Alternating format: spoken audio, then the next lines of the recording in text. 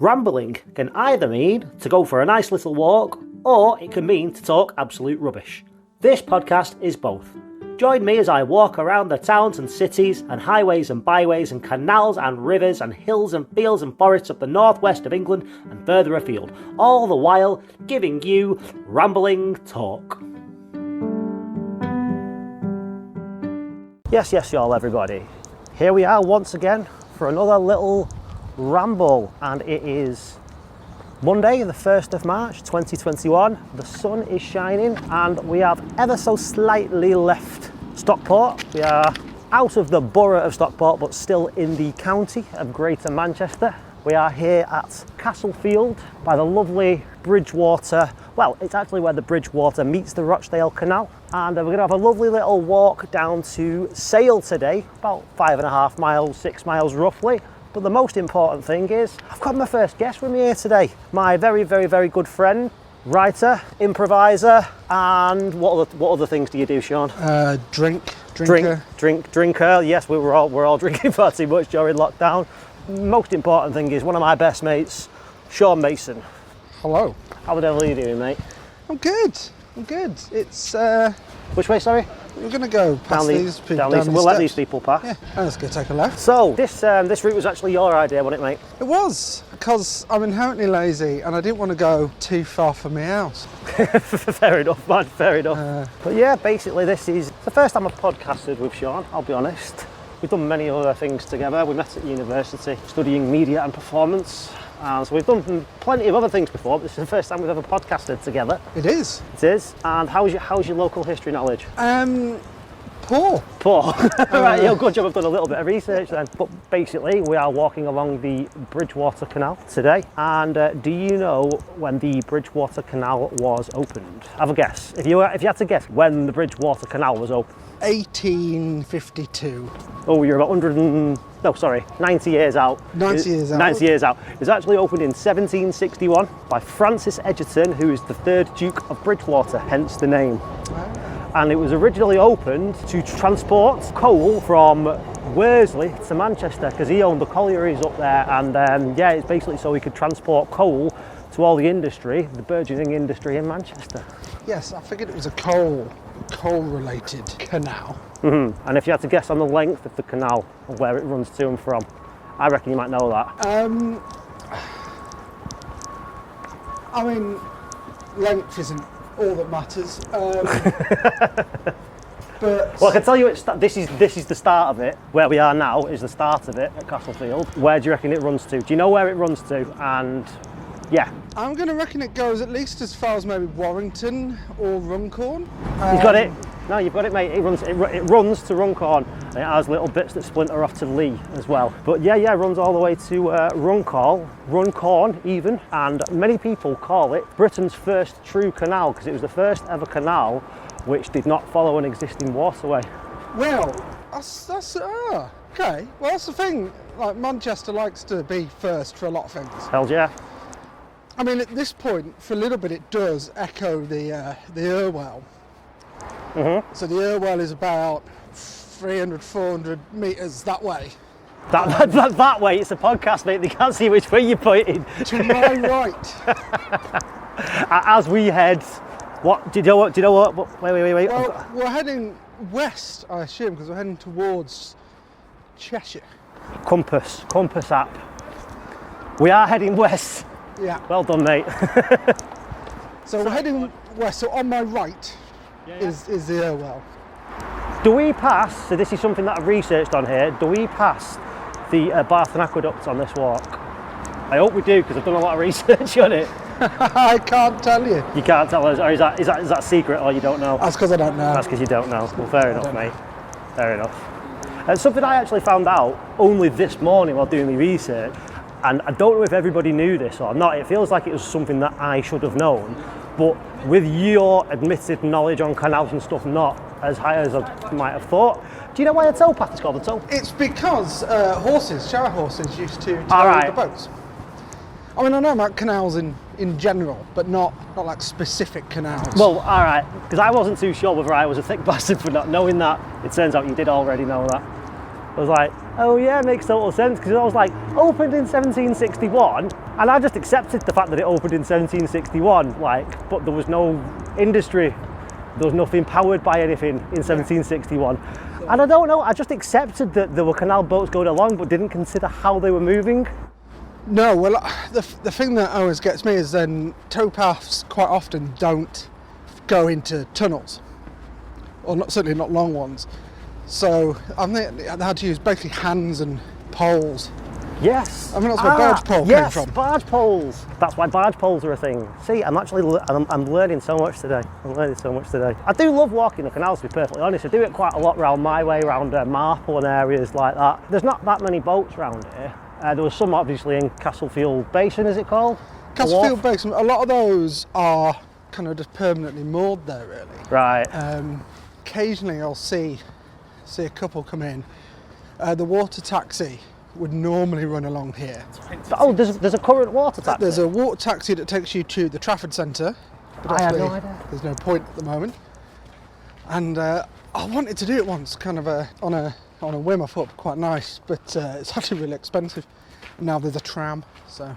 So it's surely currently it's not really for the commute, is it? It's more of a novelty. It's more of a novelty, yeah. There's a couple of booze cruises I think can run from here, but I very rarely see them happen. I mean, I've always wanted to go for like a weekend on a canal boat, but it's actually really expensive, isn't it? Yeah, I've had a day on a canal boat. It was actually really nice. You can't go over 5 miles an hour. That's not fun. If you're creating a wake, you're going too fast. And what's a wake? Go and break that one down for me, mate. So the wake of the waves out the back of the boat. So if you're creating waves, you're going too fast. Oh shit. You've got to, and the hardest thing, particularly if you've had a few pints, you've got to steer in the opposite direction to the way you want to go, because it's a tiller. Is that with like the little, like a cranky handle thing? Yes, if I want to go left, I've got to push it away from me. Yeah, okay. If I want to go right, I've got to go the other way. You was in control there, were you? For a bit, yeah. Where was this, sorry? It was on Stag Do. Stag. What, it didn't turn out like the Stag Do in Peep Show, where Mark and Jez go on the canal boat and end up accidentally killing a dog. No one died. I think we did annoy someone. Right. Who was a bit like, oh, these day trippers, these louts. But I don't think lout when I see you, to be perfectly honest, no. mate. Well, none of us on that trip I would describe as particularly loutish. All very civilised, mate, all very civilised. I mean, that's me, I'm civilised these days. I'm a civilised person these days. You are? No, I'm not really. I'm, tamed, we'll call it, tamed. Relaxed? More relaxed than we used to go quite so mad in university, obviously. Obviously, nobody can do anything at the moment, so this is what we're reduced to, is walking down canals, recording it and talking to each other, which is fine, it's very nice. It's fine, it's very nice. So, importantly, well, I don't know if it's necessarily important, but I found it interesting. Obviously, we've just left Castlefield, and Castlefield is basically the new name for what was the original Roman fort, which became the city of Manchester, Mamucium. And I read that today, and I already kind of knew it a little bit, because the first time I actually heard that, and I don't know if it's the first time that you actually learned it as well, was in a play that you were in a while back called New Dawn Fades. Is that the first time that you learned about Mamucium? It was actually. I think it's the first time a lot of people potentially learned it, certainly in the cast. It was, New Dawn Fades was, to give it its full title, New Dawn Fades, a play about Joy Division and Manchester. So it was about the history of the city and how that had informed the band, what they were into, how things had linked together. What character actually was talking about Mamucium? So it was actually Tony Wilson. So Tony Wilson was acting as both a character in the play, but also as narrator. A kind of guiding presenter, much like he was in real life. I remember you actually playing some old Roman character, like you had like a fucking, like a sword and what are they called? What are the things called? Armour. Armour. Yeah, armour. Yeah, I don't know Breastplate. what kind of armour, but you were wearing armour and had a plastic sword and you had a helmet on as well, didn't you? I did. It was quite an expensive prop, probably the most expensive prop Right. in the whole play. The play went through many iterations, and I was involved in the cast from the start. But it was a relatively small cast, basically, Yeah, wasn't it's a cast of about 8. At one point it was slightly bigger. There were a couple of... basically I was playing everyone that wasn't in the band, or Debbie Curtis. Yeah, and, yeah. or Tony. Yeah. Martin Hannett was my most favourite Martin role Hannett- that you played in that. Martin was definitely like the main role, I'd say. Yeah. And then lots of other bits and pieces. And originally I was playing all the parts, and then some of those parts got divvied up between some of the other cast members because it was becoming impossible to jump. you were doing a lot of running around like a headless chicken, a lot. swapping out from Roman to bloody trench coats. A lot of running about, desperately getting changed. Sometimes only to deliver like 2 or 3 lines, and then off again. We had to simplify that. And the play started as a fringe theatre piece. It started as part of the Manchester Fringe Festival, and it was performed in a small room above the Lassegarry pub. I was there actually at that very, very, very first showing. Yeah, tiny room above the Lassegarry. Lassegarry, you know, is still there in building, but yes, maybe not it's in spirit. It's still a pub, but it's changed hands since. The performance space has actually just been turned into a little. Don't want to say function room because it's really too small for that. Yeah. But it's kind of what it is, and weirdly, the last iteration of the play we did back in 2019, we managed to do at least one tour a year since 2013. So yeah, I was involved in the play for 6 years. Wow, was it that long? Wow, yeah. Crikey. Sometimes felt longer.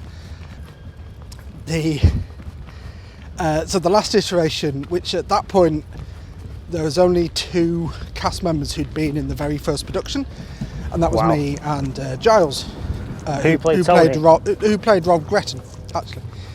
So we actually directed the last production, and we ended up rehearsing in that room, and it was very strange because it had been turned into a black box theatre, wooden flooring, a little stage, a little kind of banked seating area, and this is a room that can only really fit banked seating above the Lass. Yeah, it was just wooden blocks, but they could be moved about, so it was quite a surprisingly fluid space the way you could use it. You know, I did quite a few plays up there.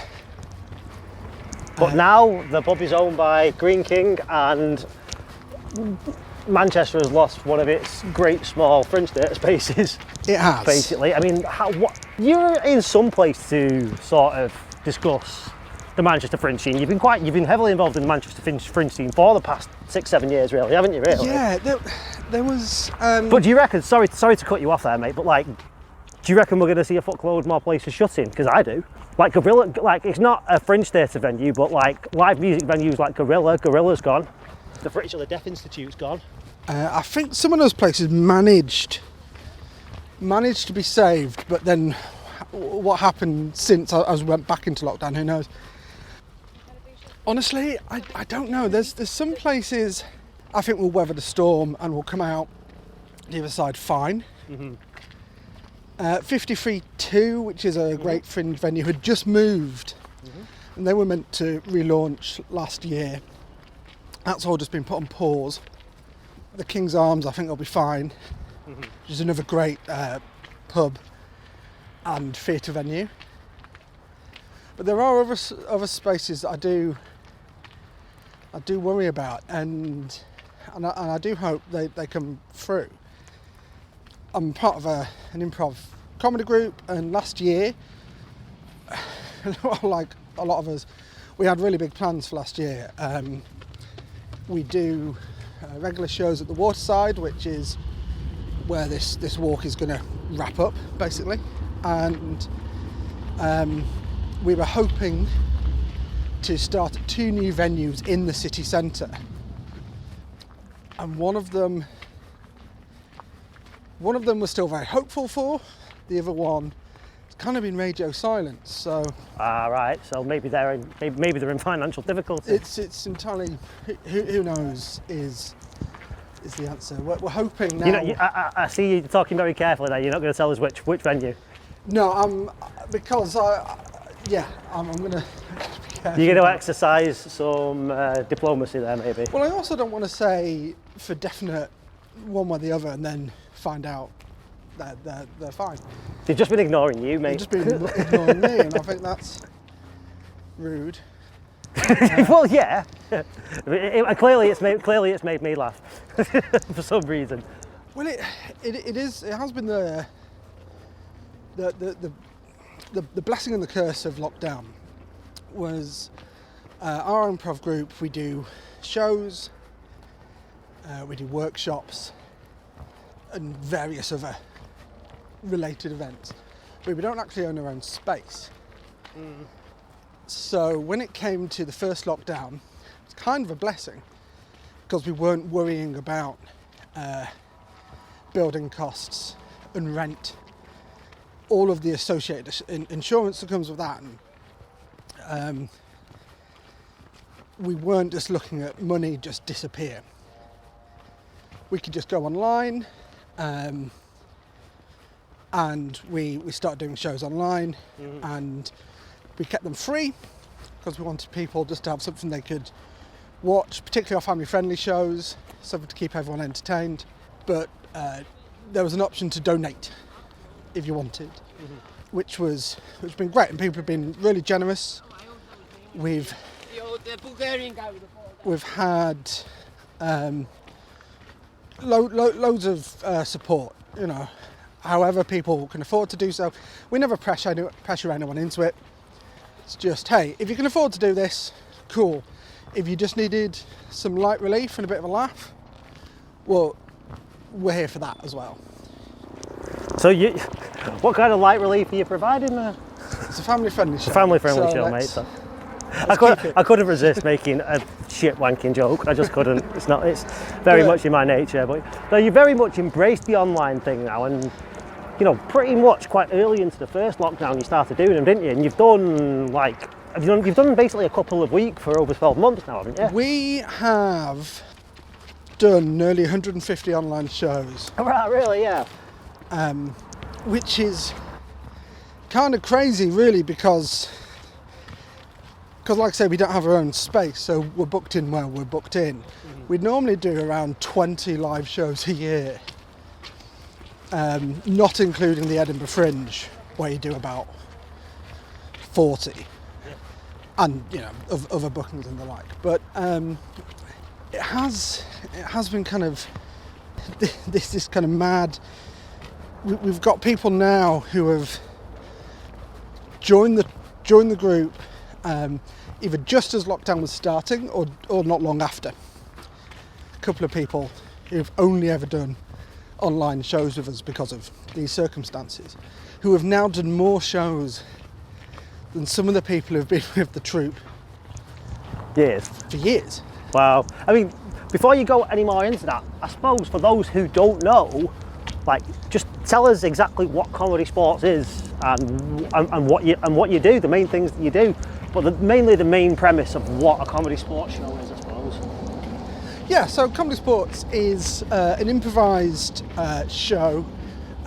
It's all what we call short form games. So things like, if you ever watched Whose Line Is It Anyway, if you're old enough to remember that. Yeah, it's on Comedy Central. Yeah, it was on, the American version was on Amazon Prime recently. And it's short games and gags, 2 teams, red and a blue, competing for your laughs. We have a referee kind of keeping things moving, issuing any fouls, because like I say, it's a family-friendly show, so anything too rude or a joke that just elicits a groan, you get the groaner foul, and the audience get to decide who's the funniest.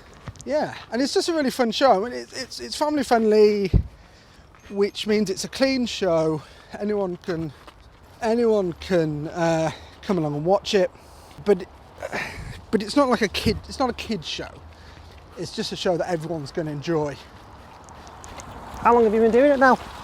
I've been doing it now since 2007. So yeah, 13, Wow. 14 years. Wow. I mean, this year is actually Comedysportz UK's 20th year. This year, yeah. So we're hoping that our birthday show will be going ahead in November. We're also... Oh yeah. You'll be. I mean, here's me. Literally. Oh, there is some wood. Touch wood. Yes. Well, But yeah, you'll be golden by November. well, actually, our regular venue has got in touch to say they're hoping, or they're planning to go ahead with shows from May, which is when things are meant to open up again. So. Yeah. No, excellent, mate. That's. Yeah. But you're looking forward to it, though. I am looking forward to it. It's going to be interesting in terms of a lot of improv groups around the world have these interesting splits in them at the moment where half the people in the group really adopted and embraced this. I'll let them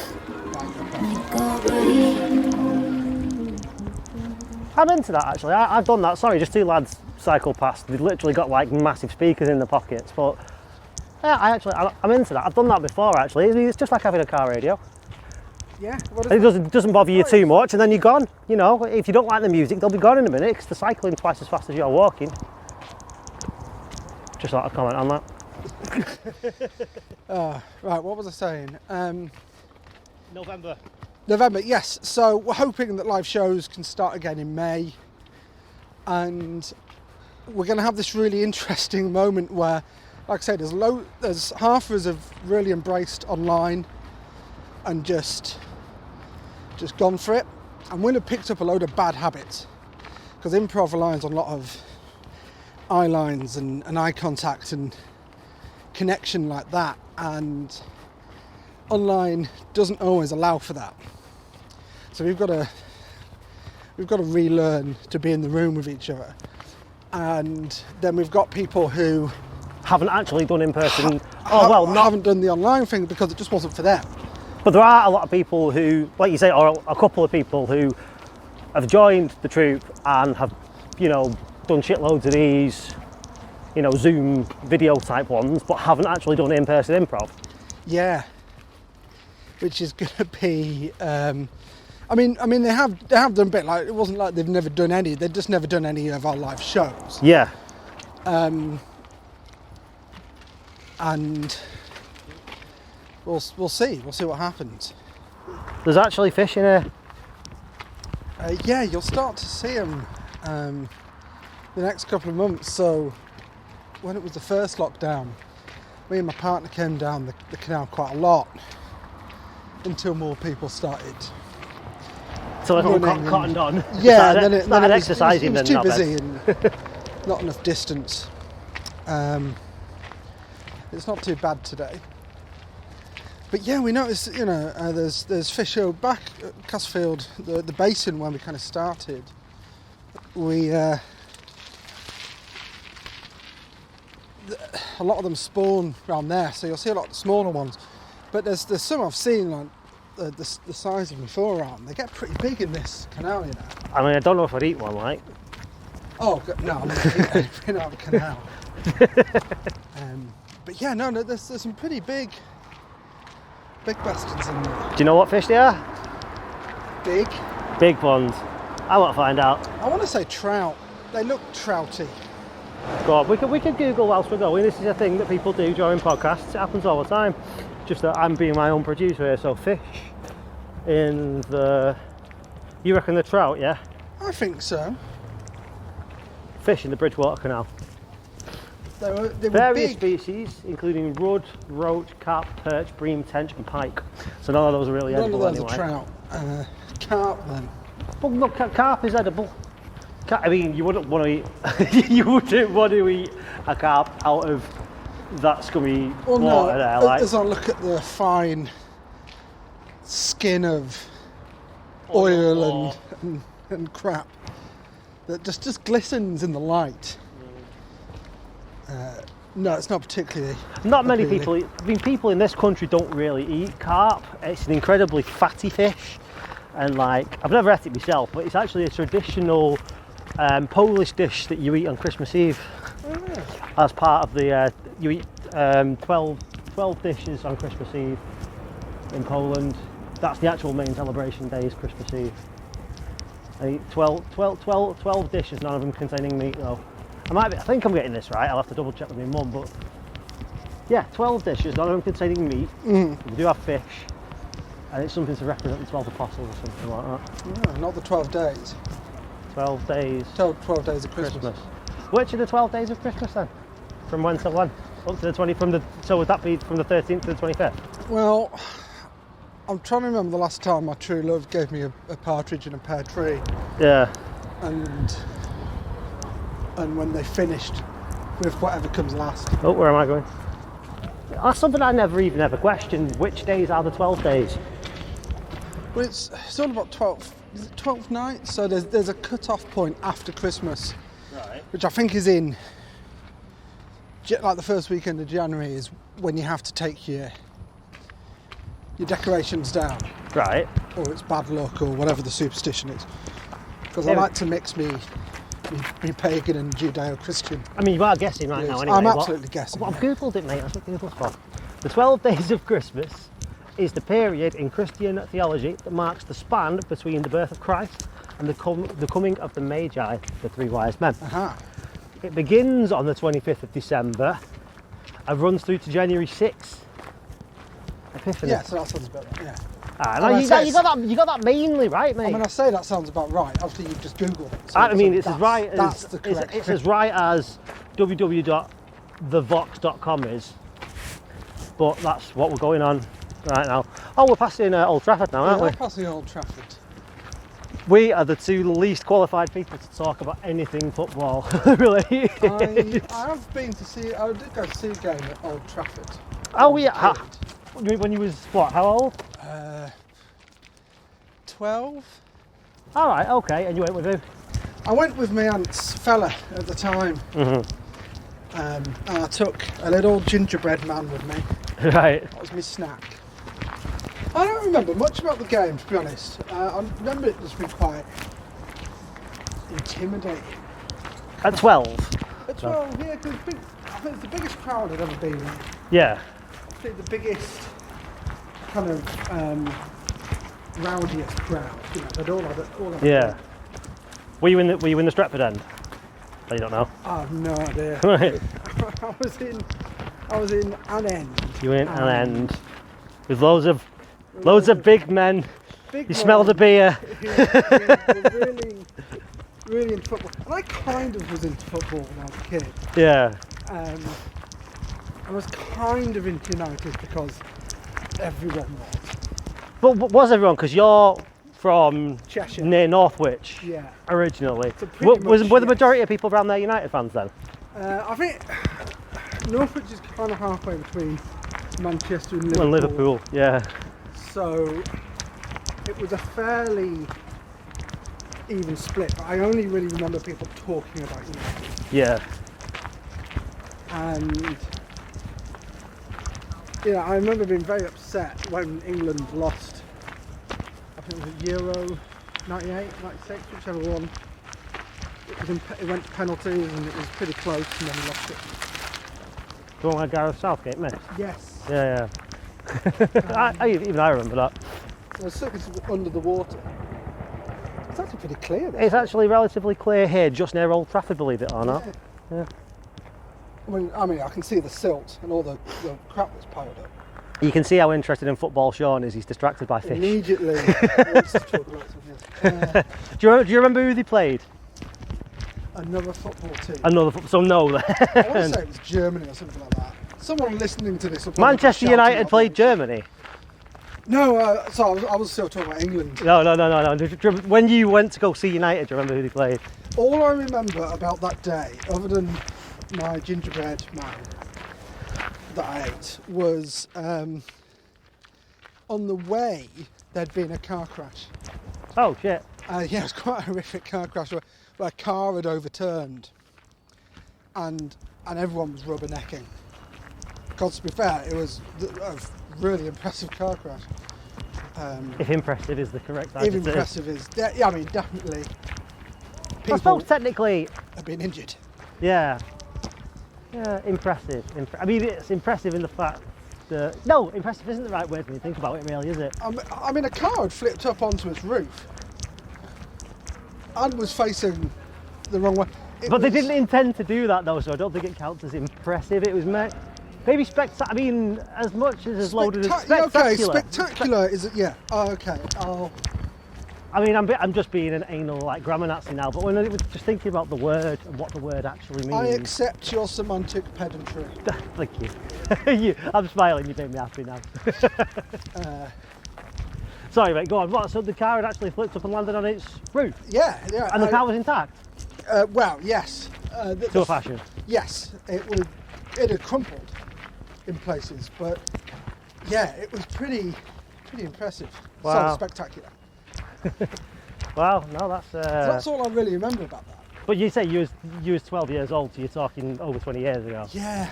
I don't remember fuck all from that age. Maybe if something triggered a memory, I would remember, but I don't think I can remember much from when I was that age. I went to go see a United. I mean, as you know, both of us are not into football, but I went to a United match once. I think, how old was I? I must have been maybe 18 or 19. And even though I'm not into football, I really enjoyed it. Because I was, by that age, I'd already been to festivals and shit. Mm-hmm. So I like big crowds of rowdy people. I really like I found the atmosphere amazing, everybody singing along the same songs and all that kind of thing. I think they played Charlton Athletic. I went with my mate Joe, who got some free tickets from somewhere, I can't remember where. And yeah, I was probably 18, 19 at the time, so yeah, you're talking 17 plus years ago. Yeah. And I was kind of an adult at the time. I was a little young shitty whippersnapper. But I loved the environment of match day and all this and that, and I enjoy going to the pub when the football's on, but the actual sport itself just doesn't excite me at all. Yeah, it is that atmosphere, and I mean I've seen it get awful. You know, we live not far from Old Trafford, so I've seen the crowds walking the streets after the match, and I think there's an entitled drunkenness and mob mentality that can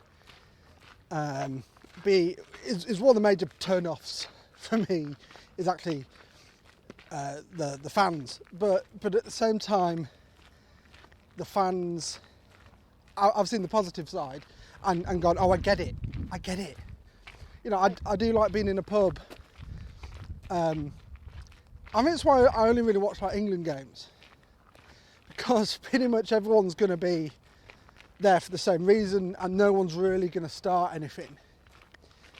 And it's a lot more respectful and just fun.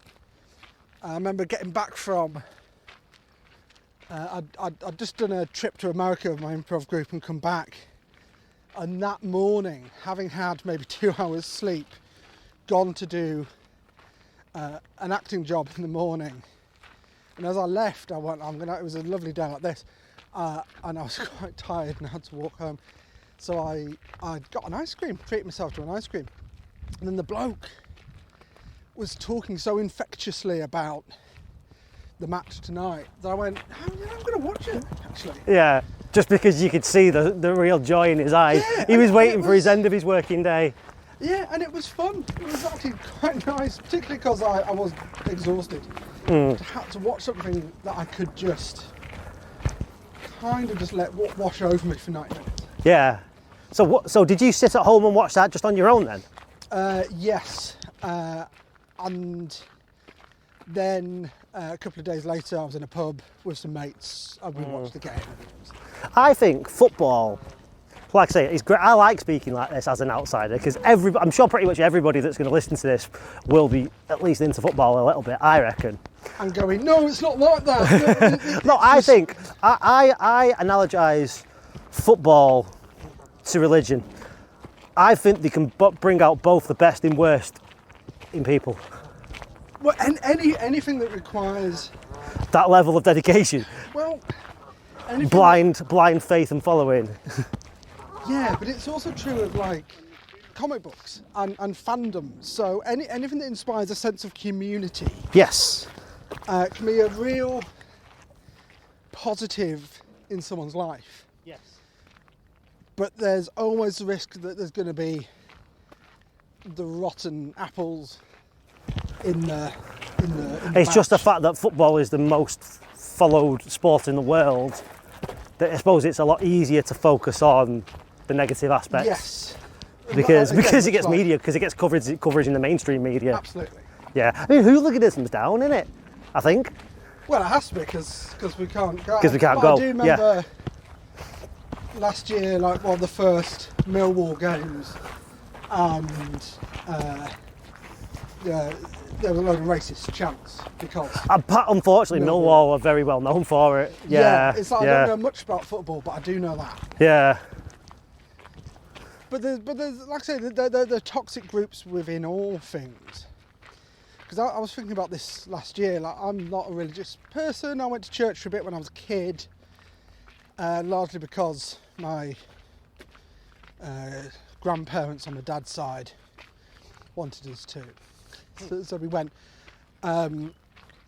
So me and my first sister, first of three, are christened, and then Harriet, my next sister, isn't, because my parents had split up at that point. Yeah. So there was no pressing need to go to church. And I did enjoy it. You know, I did enjoy the community aspects of it. I never really believed in. I think people who say they actually have faith that there is an almighty being, I just think they follow religion for a bit of comfort and community, because it's easier. Comfort and community, yeah. It's where you take your moral centre from. Mm-hmm. So it's like why we have favourite stories and favourite characters in films and TV or whatever, because they've probably inspired you in some way. Because I was thinking about this last year with, you know, I don't believe in Jesus and I don't pray. But there's a moment from a Spider-Man cartoon comic, go on, which I do turn to in an inspiration when I'm looking for inspiration, which is, and they actually replicated it in Spider-Man: Homecoming, the first Tom Holland Spider, which is why it's now my favourite Spider-Man film. Okay. Is the bit where he's trapped under a building and he has to lift the building up, and despite all of the crushing pressure, he gets up and he stands up, and he remembers what Uncle Ben told him. In the film, it's what Iron Man tells him, and he goes, he stands up and he keeps going. And that moment, I think, is certainly with everything that's gone on last year, where there have been times where everything just seems like it's never going to end, and it's just Sorry, we are at, if I end up keeping any of this whatsoever, we're passing a shipping container yard at the moment. Yeah. So that's why there's lots of noise and clanking. Who knows? There could be an action film being shot there right now. Maybe that was just God saying, "Hey, stop talking about Spider-Man, talk about me." Or maybe the loud noise was actually just Spider-Man like lifting a shipping container. It may well be. Yeah. It may well be. But yeah, it's just that moment has been something to go back to and just kind of go, what would Peter Parker do? But I'm sorry, how was that? Was this analogous to a Bible story, or was this? No, just in terms of like, so whenever I need some inspiration or just a reminder that yeah, things can be pretty shitty, but you'll get through and you'll survive. You just have to pick yourself up and keep going. People will turn to the Bible to get the same Right, I see, but you would much rather turn to Spider-Man. Yeah. No, whatever works for you, mate. Most certainly, whatever works for you. I like that. For some reason, I do like, like superhero films and shit like that. But I don't know what it is. I can't connect with them on that level. I don't know what it is. I enjoy them for what they are. I don't know. I just can't connect. I can't connect with them on that personal kind of human level a lot of the time, because these big fantastical. A lot of people use those kind of films as a form of escapism, whereas you've just said you used it for the fucking opposite. Well, no, primarily it is escapism, but I think the point of the analogy I'm making is that is a particularly inspiring moment to me. So yeah, that's just a reminder that I do not have the proportional strength of a spider, but just keep going. Yeah. Things are going to be fine, and people will turn to Jesus for the same reason, or they'll turn to football. I'm sure there's the people who inspire them. The people who have a bad season and then pick themselves up again. Have you seen the film Looking for Eric? I have seen the film Looking for Eric. There you go. It's very much the same thing. Yeah. Brilliant film. Love that fucking film. I mean, is there someone in wrestling?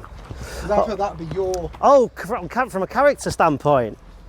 Mick Foley. Mick Foley, without a doubt. First in his sort of Mankind iteration, and his character morphed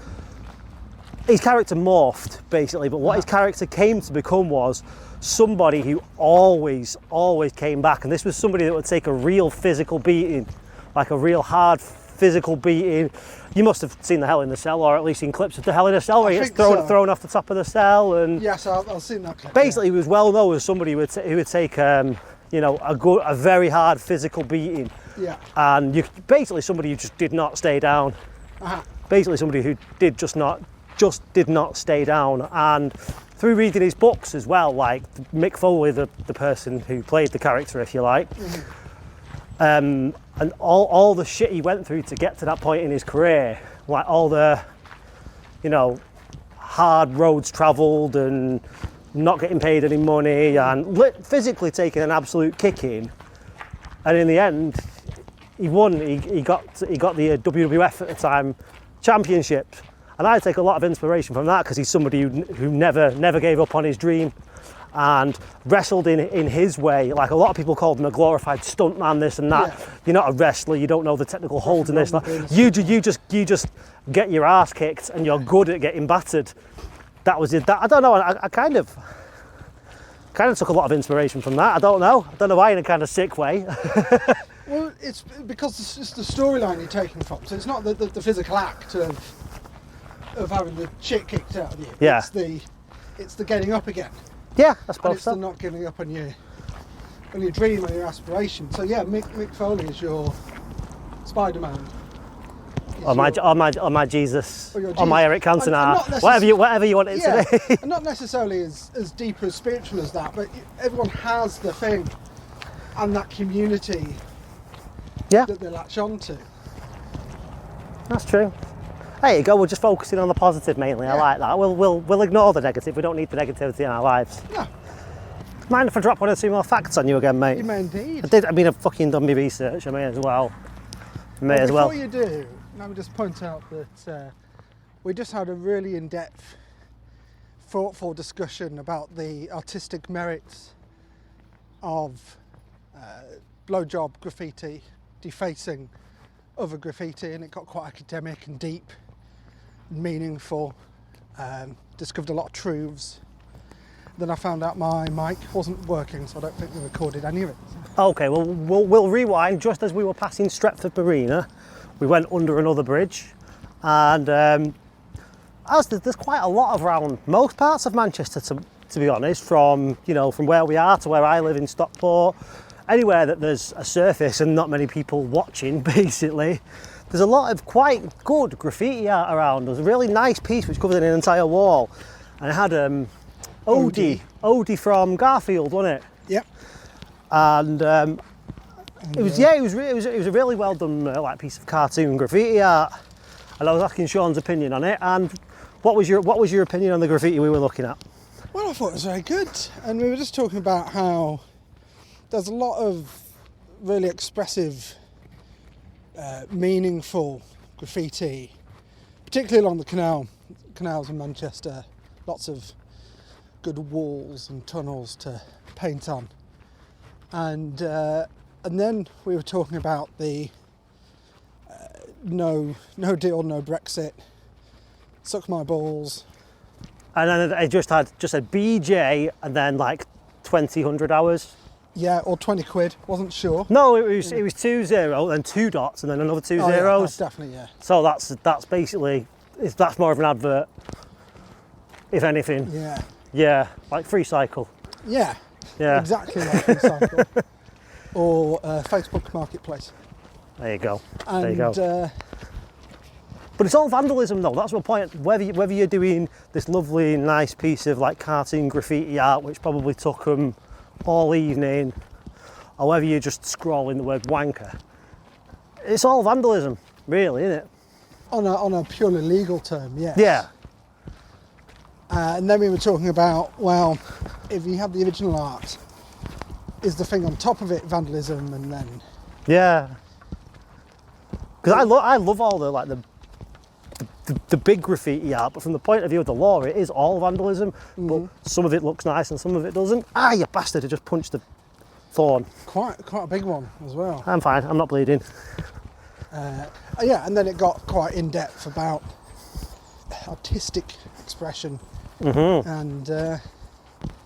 Yeah, because the person just scrolling wanker, they're expressing themselves as well. Yeah. At what point are you not just contributing and reinterpreting the art? And it got quite deep and wanky as a conversation. So. But so do a lot of our conversations, mate. That's true. We met at university studying performance. Like a lot of our conversations will get like that. That just will happen. Maybe this wasn't worth revisiting. Hey ho, we did it now. It's recorded. It may not make the edit. So facts, you have facts. I was about to drop some facts. facts. Me up. I was about to drop some facts on you. You may or may not find interesting. You can be honest in your response. I know you will be. So the bloke who built the railway, the bloke who built the canal, Yep. I should say, Francis Edgerton, Lord of Bridgewater. Do you know where he got the idea for it from? Well, nor do I exactly, but I know it was somewhere in Europe. Well, I'm going to imagine it would be Rome or somewhere like Italy, somewhere where they had canals and aqueducts. No, but basically what caught my interest about it is it's something that the aristocracy used to do quite a lot in the 17th and 18th centuries. Are you aware of the concept of a grand tour?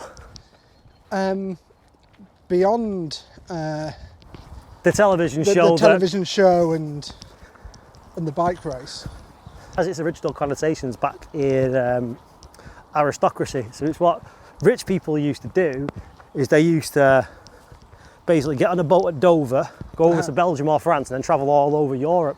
And you're talking back in the 1700s and the 1600s and the early 1800s. And they used to do that to kind of like broaden the horizons basically. And the idea was to get information from the mainland and bring it back. And as much as that's kind of nice, I thought it sounds kind of wanky because it's an aristocratic thing. But it also meant that it brought back news and information from the mainland back to the UK. It kind of died out sort of with the advent of the railway.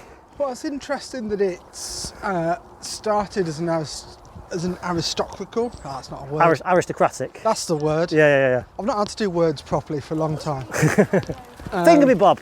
Yes, I was about to say we've got. There we go. There we go. We've just found Finger me, Bob. There's Just Chilling we've got some funny barge names, which implies that Just Chilling, the first boat, must have sank. because they were stoned and crashed it. Maybe. Finger me, Bob. Yeah. Sorry, we got distracted by funny boat names. Isn't that one of the graffitis said Finger Me, Bob? Oh no. So you reckon he might be a graffiti artist and boat painter? No, it was a different spelling of Finger Me. Sorry, but you were saying you had an opinion on the Grand Tour. Yeah, it's just interesting that it started out as an upper class thing, but canals, to my mind, have always been more of a working class thing because they were connected with industry and. Well, yeah, this is very true. But who do you think owned the industry? Well, yes. It was owned by the aristocracy. Indeed. That's the tram going past. Don't know if you can pick that up. I'm sure that'll be very legible. Sure, I want to find out go on. So have a guess. I don't know. I'm just googling it as I do everything, as everybody does everything these days. But okay, so Manchester. Well, there's the first Just Chilling, by the way. Trap. Oh right, so he didn't sink. Oh, so this is just some big knobber one with fucking two boats. Yeah. Don't like it as much now that he owns two boats. Or like someone, like there was a proper fight over the name. And one of them had to be, They're just chilling too. So when do you reckon the Manchester tram system started? I've got it here in front of me. I'm going to say some point in the 1800s. Come on, be more specific than that. I'm going to go with my earlier guess of 1856. Manchester's first tram age began in 1877 with the first horse-drawn trams of Manchester's suburban tramways. Closer than I was about the canal, same guess. Electric traction was introduced in 1901, and then the municipal Manchester Corporation tramways expanded across the city. Well, if you go to Heaton Park, like you can see the old tram line that used to finish there. Cool. And they've got a little museum where they restore old I've been to that trams actually. and chassis and. No, I've not actually. I've been to Heaton Park and seen that last year when I couldn't go inside. No, you can't go inside at the moment. When it does come in, particularly if they're working on there, the people who work there do it for the love. They're all volunteers. And they're always quite happy to have a chat and talk you through what they're doing. And I'm always fascinated by people who just want to share the thing that they love doing. No, that's true. That reminds me of,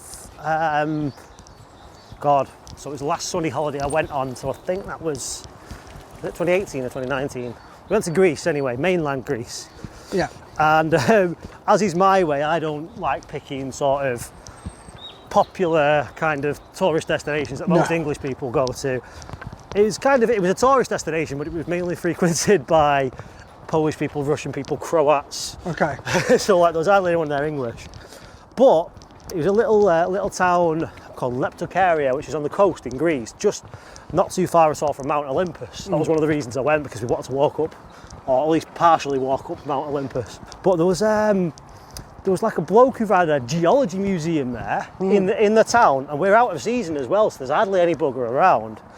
And we looked it up online, and it was like open between 12 and 4, and then it was like reopens at 8 p.m. I was like, what kind of museum opens from 8 p.m. till midnight? Maybe they have late sessions, like there was no one there. It's only a kind of put everything away and turn it into a restaurant and a bar. No, they didn't actually, but it was just this one bloke there who was a professional archaeologist, right? And it was just him. And the fact that we came along, he was so happy to see us. He was showing us all these fossils. He gave us like a pretty well presented show. But there was just him in this small building, and he told us all about all these geological rocks and all these fossils, and we got to play with like a shark mandible. And we must have paid, like I say, €3 each to go in, and he was so happy just to tell us about fossils that he dug up and all this kind of stuff, and he can't have been making any money from it. He showed us his he let us have a look through his telescope, and even though he wasn't an astronomy guy, he was showing us like what are all the stuff. Well, if it sounds if he's a professional archaeologist, just a side hustle. Yeah. But those are the things I love. My favourite museums are the small places run by people for whom this is a passion, and it can be as boring a subject as you like, and if it's run by people who care and are enthused and excited about it, then it'll be one of the best museums you go to, and you'll take away a lot more than you will just walking around a museum where you read stuff. I agree. It's a shame we're walking down a canal today. I've done a little bit of cursory research. I don't know fuck all about canals. I don't know about engineering. And you did a load of research into an aqueduct, which is on a different part of the canal that we're not going down. I wanted to talk, and I wanted to see, because I've never seen it, the Barton Swing Aquaduct. But it is on the Bridgewater Way apparently, but just not the way that we're going. No. Apparently. And you know what? I've started talking now, so I'm going to tell you about Tell me the facts anyway. The Barton Swing. Well, no, you might want to know about it. I do want to know. That's a very good point, Sean. So it's Barton upon Irwell, which is part of Salford. So the first ever aqueduct that was there was built in. Oh, so that was built along with the canal, actually. So the first ever aqueduct that was there. So it's the first canal aqueduct. So basically, you know what that is, don't you? Yes. Yeah. So basically, it's a canal, but it's a bridge. Yeah. Yeah, and it crosses the River Irwell, and it was the first navigable aqueduct actually in the world, apparently. No, in England. Sorry. Yes. Well, to be fair, at that point, a lot of people in England thought that the world and England are the same. So. Yeah, that's true. That's true. But yeah, it was built in 1761, and it was the first ever navigable aqueduct, like I said, and that was in use for 130 years, I think it was, 135 years, because basically the Bridgewater Canal was bought by the Manchester Ship Canal Corporation, because that was the time that the Manchester Ship Canal was also built. And obviously that was built so that it links up to the Irish Sea, so it became the port of Manchester. But because obviously larger boats were starting to come down the Manchester Ship Canal transporting things, what they then had to do was find a way to keep the Bridgewater Canal, which obviously was used for transport in its own right, with its own routes, to Runcorn. So what they did was they built the first and actually only ever swing aqueduct. So there are videos of it on YouTube. It's really, really fascinating, and it's a shame I couldn't have seen it today. But basically, when a large boat comes along, the canal bridge containing all the however many 1,000 tons of water, I don't know, basically something just like slots in place, holds all the thousands of tons of water in place, and then basically it just swings out with all the water in it so that the boat can pass, and then swings back, the gates are released, and then it becomes a fully navigable canal waterway. And it's the only one in the world, and it's a Grade 2 listed building, and the area around it since 1976 has actually become like a conservation ground, because what they're actually trying to do is to get UNESCO World Heritage on it, which would be quite nice, a UNESCO World Heritage site in Salford. I hope so, yeah. So my hometown has same person that built it. The boat lift. The Anderton boat lift, yes. James Bridgerton, I think his name was. Yes. So, Northwich, Cheshire used to be an inland sea, so it has a lot of rock salt, and it's where a lot of your rock salt for your roads comes from. A lot of it's still mined out of Winsford, and they used to pump it out from under the town of Northwich. They pump it out as brine, boil it off. Lovely table salt, and there's a lot of chemical works there. You've got the River Weaver flows through the town, and then above that you have the canal. Might even be this canal. They needed a lift that could get canal boats down to the river, pick up salt, and then take it back up to the canal. So yeah, they built this lift, which is very cool, and it's still going as a tourist. So yeah, no, I've seen it, but just run us through how they work that again. So they went down to the mine to get the salt. Who went down to the mine to get the salt? Oh, so you're talking about the actual mining process? So No, because you mentioned the mining process in along with the boat lift. So right, so in Winsford, which is connected by the River Weaver, they have a mine, and it's an actual underground mine. Yep. Dig it out, blast it out, and all that stuff. In Northwich, they had a slightly different approach, which is there's pockets of salt under the town. Right. They'd pump water in, or they're naturally filled with water. Right. You pump that water out, the salt is dissolved within the water, you boil that off, and then you're left with just the salt. Right. If you remember your... right, okay, yeah, of course. The GCSE... No, I'm following. Science. I'm following. So they literally just pumped. They didn't actually mine. They just pumped the water out. They pumped it out, but what they actually managed to do, therefore, was undermine the town. So if you actually go down the high street, you can see buildings at different heights, because there used to be a big subsidence problem. it hasn't been subsidence for a long time, because what they did was basically pump water back in. Right. To prop it back up to again. prop it back up. Right. Or they filled it in other ways. But there are houses in Northwich, you can see them, kind of 1930s built houses, which is around the last instance of subsidence. And they have a metal girder at the bottom of the house, and then about 3 loads of bricks underneath. So if they have a sink, you put jacks under the girders, you lift the house back up, you put bricks back there. Well, are those houses cheaper to buy? No, bit of an up and coming town at the moment, so probably not. Cool. Now it has excellent rail links to various. Are you moonlighting for Northwich Tourist Board? No. You're just picking up the hometown. That's absolutely fine, mate. Absolutely do Northwich in half a day. There's the Weaver Museum. Right. It used to be the Salt Museum.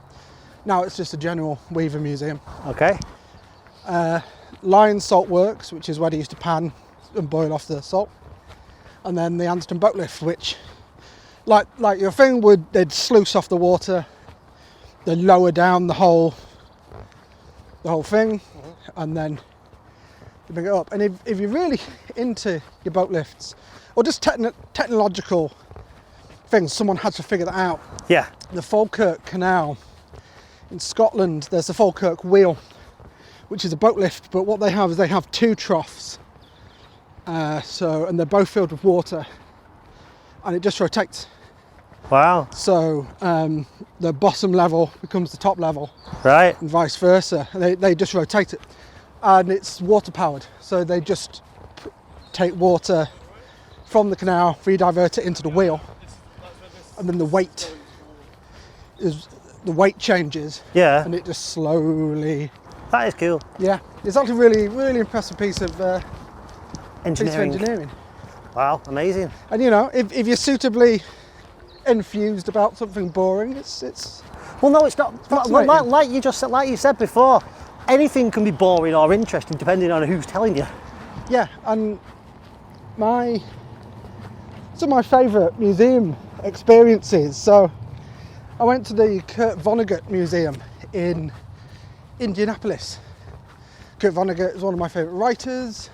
We share the same birthday, so, well, day and month. He was considerably older, but it was filmed in Indianapolis. So I went to the museum. It's only like 2 rooms, and basically you just get like a personalised tour. Cool. And they just show you bits from his life. I've been to some great museums that are just very small, of no real.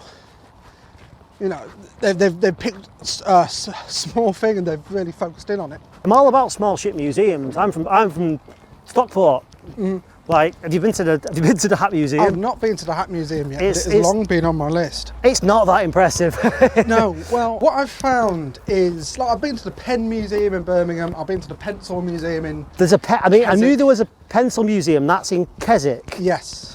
But there's actually a pen museum It's, as well. You'd think they would just put those in this, you think they would just become one museum. Well, again, it's The museum all about, of writing implements.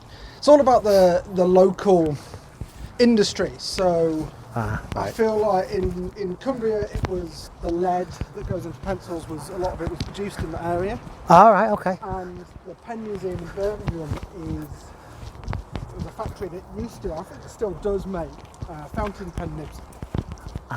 So again, anything with some real artistry and skill and history can be fascinating, but it all depends on the people running it. So if they're, like I say, really enthused about it, you'll have a great time. If they're just kind of there, but it's a job. I think I went to the Hat Museum when I was little, and maybe because I was little, they were a bit more enthusiastic about telling me about the hat industry.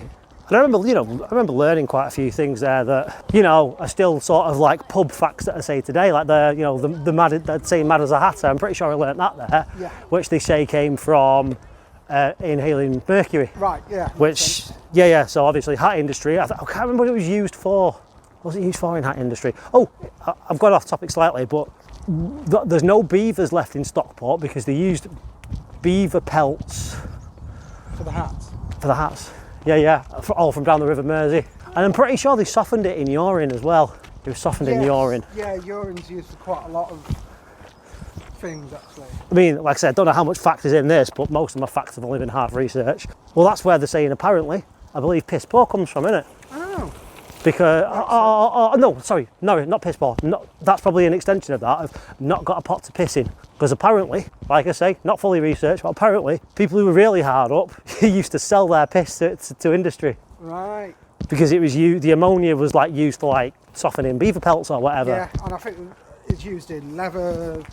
Yeah, I mean, but obviously, if you're literally selling a pot full of your own piss, you're not going to get more than a couple of pence for it, are you? No. So therefore, so poor that you do not even have a pot to piss in to sell your piss. Wow. So I've learned something.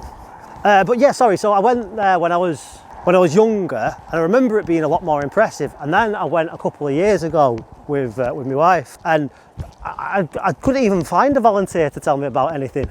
There was the people that let me in, and then there was a load of old machines and like, you know, plinths with info on. Yeah. But there wasn't really anybody around to like tell me about what I was looking at. I think that's because obviously it'd fallen on hard times.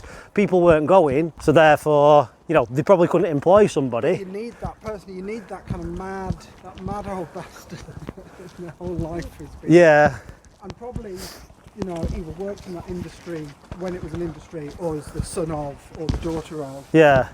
And is keeping it alive, keeping the memory alive. And I think once the memories go, then it just becomes a museum where you're just reading things on a plaque and not really taking it in. Well, if you want to meet a lot of those people, like I say, they may not come out ever again now because they will all either died off through COVID or too scared to go to the pub. But used to hear a lot about that kind of thing from old fellas who would sit at the bar at the pub all day. Yeah. Hear all about that. And it's those memories, and a child just fell over. I didn't even see that. A child did fall over. I think they're okay though. Yeah, I mean we didn't trip. No, we didn't.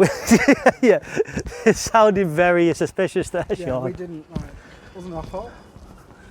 But happened.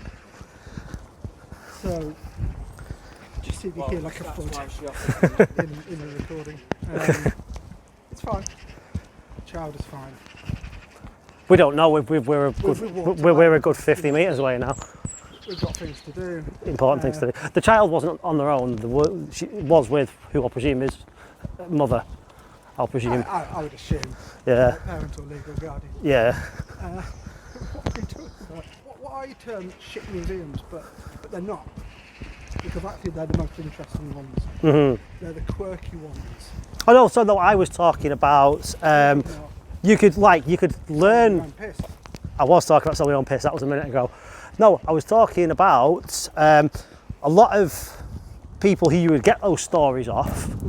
Oh yes. You used to be able to go up to in the pub and talk to and learn, hear about all their old stories, whilst they sit at the bar drinking beer. But that's going to be. But is that going to be a thing? I mean, because you're not going to be able to go to the bar. In a lot of places, you're certainly not going to be able to stand at the bar and talk to strangers. I think that it's going to come. It's not going to come back straight away, but that is going to come back because we are social animals by our nature. Yeah. Going all the way to what we're talking about, people finding community in something, whether it be Christ, comics, or football. Yeah. We are social creatures, so it will happen. But we have lost some of those moments and those opportunities. And yeah, which is a shame. But it's not stopped anybody. Not stopped everybody. There's plenty of people out drinking on the streets as we speak. Yes, well, Can't say I've not done it myself. This brings us to We're here. We're at Sale. We are here at Sale. And yeah. So this is going to conclude our walk then, will it? I think so. Right. It's the furthest I've walked in weeks, and I'm surprised to make this time. You did fine, mate. You did fine. Listen back to this, it's just someone wheezing. No, you did fine, mate. You did absolutely fine. A nice swift 5.5 from Castlefield in Manchester to Sale. And we are right by the Sale Waterside. Is it the Art Centre? Is that what it's called? Yeah, this is Waterside Plaza, opposite Right. the King's Ransom pub. To the railway pub. And yeah, it's the Waterside. where sometime soon, I'm sure you hope to be performing some improv. Hopefully from May, we'll be back. Tickets will be available soon. But I mean, I'm not just, I mean, obviously I'm bigging up Sean because he's one of my best mates. I'm going to get a cheeky plug here. But especially if you've got kids, and I know some of the people who listen to this have kids, watch Comedysportz, so it's Comedysportz with a Z. Yeah. If they YouTube that, will it just come up, or are they better off using something else? There's actually loads of Comedysportz teams. If you just search that, we'll certainly be one of the highest ones that come up now just because of the sheer amount of online shows we've done. But if you do search youtube.com/Csz UK, takes you to our page directly. And yeah, no, honestly do, because if you enjoy funniness and randomness, and one of the main things is if you're playing it with your kids, or if you're watching it with your kids I should say, they make up what happens basically. It's based on suggestions.